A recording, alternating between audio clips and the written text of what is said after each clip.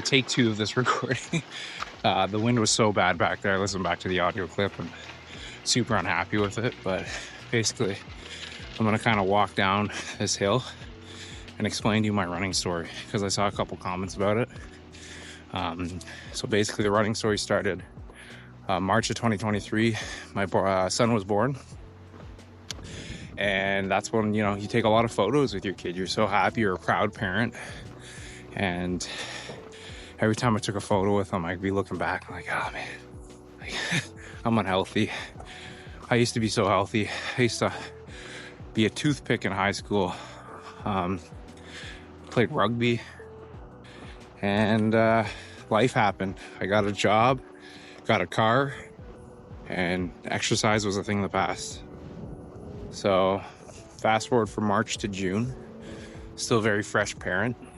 I downloaded the audiobook, David Goggins' Can't Hurt Me.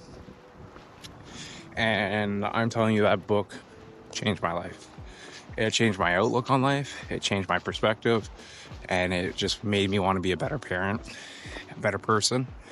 And I follow a ton of people on YouTube who are in the hybrid athlete zone. You got your Nick Bear, Nathan French, and then just straight up runners.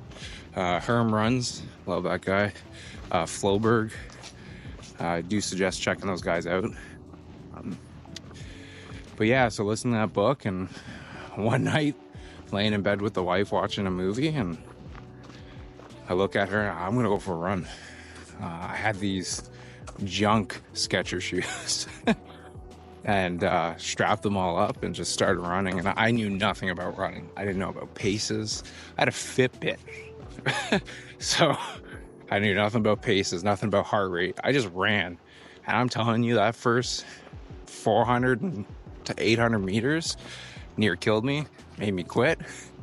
I pushed through it though, because everyone always talked about this runner's high. At that 3 kilometer mark, I hit that high, and all of a sudden, like, everything stopped hurting. And I enjoyed it. I found solidarity in it. So I think the next day, I'll have to check Strava, but I believe I caught the running bug after that, and I just started running. And, nothing crazy, like 3 kilometers, 4 kilometers, 5 kilometers. And by Father's Day of that year, I ran my first 10K, which, thinking back on it, I didn't think I was ever going to run a 10K. But, I did, and I continued with it. And, I purchased the marathon ticket when I first started running. And it's because it's something that was so unattainable to me. And I'm a very goal-driven person. Like, give me an event and I'll train for it, right? I am very like that. So fast forward all through summer, not running much. I don't suggest doing what I did. I suggest getting a plan, ramping mileage up every week, and tapering. One weekend I decided, you know what, I'm going to run a half marathon to see if I could. So that's what I did. I ran a half marathon, and then I signed up for a half marathon to make it official. So there's that. But honestly, the weight loss just kind of came. I was doing 15 to 30,000 steps a day between work, running. Weekends I was running. Still eating like crap. I think if my diet was dialed in a little better, I think that I probably would have lost a lot more weight and probably held it off, because after the marathon in October, I bounced back hard. I walked into that marathon at 2:24, and when I started training with Will, I was 2:39. A couple days before that, I was 2:41. I had the post-run blues. But that's my running journey. I think I push running on everyone. Running changed my life. It gave me a hobby to do. As you get older, your friends get families, and it just becomes harder and harder to have a social life outside of being a parent. Yeah. But anyways, today's plan, I'm gonna finish up this run, and then we're gonna go hit the gym, and I'm gonna show you what I'm gonna make for lunch after, like that. And yeah, have a great day. All right, guys. So I'm going to bring you through one of my leg and arm days. So we usually start off with laying hamstring curl. We're going for 3 sets, 10 to 12 reps. I really concentrate on trying to drive my hips forward into the machine to prevent lower back problems, because there is a lot of tension on the lower back when you're doing stuff like this. Followed up with hack squats.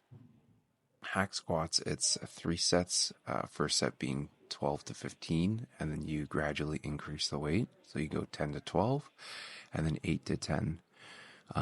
Now, I have been having a lot of left knee pain and a lot of left knee issues.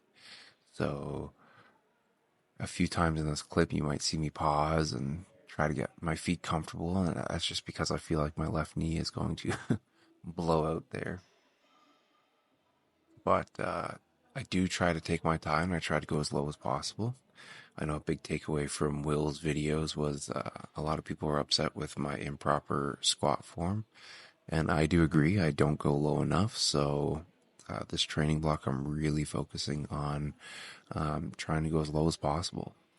I might take out barbell squats and just replace them with hack squats until I can build that strength and mobility a bit more. Followed up by the hack squats here. We do my new favorite exercise, and it's the single leg press. So this is just 2 sets of 10 to 12. I really try to slow down all my movements now and really work on the contraction. Before, when I first started the gym, it was just how fast I could get through the exercise without really concentrating on where I'm feeling it the most. So this is just 2 sets, 10 to 12, each leg. It's followed by then cable curl. So this is 3 sets, 10 to 12. Same thing here. You're going to see me just slow down everything and try to really concentrate on the contraction of the bicep. And then the last one we got here is actually a superset. So we start the superset with overhead rope extension. And then this is going to be 2 sets of 15 reps. And then after the overhead rope extension, it's followed by a hammer curl, which is also 15 reps. My workouts don't seem super long, but I do have a 5-day split here, followed by usually 45 minutes of cardio. All right, guys, I know I said earlier in the video that we're going to be doing lunch, but the gym, and I'm going to show you what I'm going to make for lunch after, like that. Doing lunch, but unfortunately, Xander was very insistent on not being left alone at all, and wanted to be, held with, played with, being a baby. But nevertheless, that's the reality about being a parent. So currently 7:07. The wife is just getting the son back, or to bed, sorry. And we're gonna make some dinner. And so this is an awesome, delicious go-to dinner I've been doing. All right, guys. So today for dinner, we're actually going to be making a turkey wrap. On this turkey wrap, we're going to be putting a ranch-style dressing. It's going to have spinach, tomato, Swiss cheese, Greek yogurt, cottage cheese, super high in protein. So we got some spinach here, some protein wraps, some ranch-style seasoning, some turkey. All right, to start off with the sauce, we got a tablespoon of cottage cheese, a tablespoon of Greek yogurt, 10 grams of this ranch-style seasoning. Kind of eyeball it if you need to, if you don't have a scale. 3 pickle slices. This what gives it that real nice tangy dill taste. So magic bullet, blend it. If you got a food processor, that's good too. If you notice the sauce is a little too thick where it's not really blending, you can add a pinch of water. Don't add too much water because then your sauce is just going to run all over your wrap and it's not going to come out that good. Oh, it's delicious off that thumb. All right. So to put the wrap together, we start with a tortilla. Now, I like to place the sauce on the bottom. I find it gives it the perfect spread.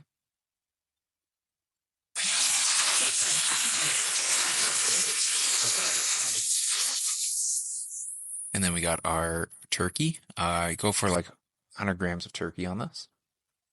And our Swiss cheese. Swiss cheese is great because it's actually really high in protein. I'm going to include the macros at the end here. Spinach, handful of spinach, and tomatoes, and more tomatoes.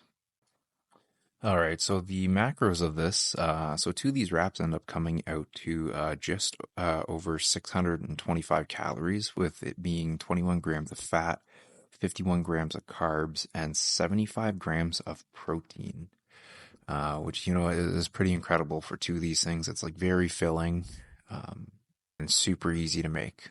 So hopefully you guys enjoy. Also, don't be too mean on my ability to roll a wrap.